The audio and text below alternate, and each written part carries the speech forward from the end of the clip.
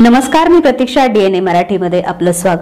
अहिल्यानगर शहरातून एक मोठी बातमी समोर आली आहे. या बातमीनुसार शहरात हिट अँड रनची घटना घडली आहे. शहरातील मार्केट यार्ड परिसरातील महात्मा फुले चौकात घटना घडली असून यात एकाचा मृत्यू झालाय तर 4 जण गंभीर जखमी झाले असल्याची माहिती पोलिसांनी दिली आहे. जखमींवर खासगी रुग्णालयात उपचार सुरू आहेत. या घटनेचा व्हिडिओ सध्या सोशल मीडियावर मोठ्या प्रमाणात व्हायरल होतोय. चालकाला कोतवाली पोलिसांनी ताब्यात घेतलं असून त्याच्या विरोधात गुन्हा दाखल करण्यात आलाय.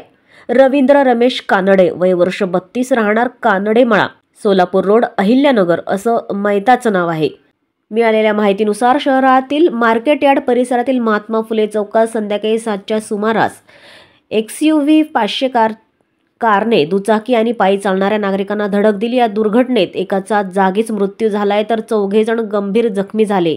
सध्या जखमींवर खासगी रुग्णालयात उपचार सुरू आहेत. तर मद्यधुंद अवस्थेत गाडी चालवणाऱ्या ड्रायव्हर विरोधात कोतवाली पोलीस ठाण्यात गुन्हा दाखल करण्यात आलाय.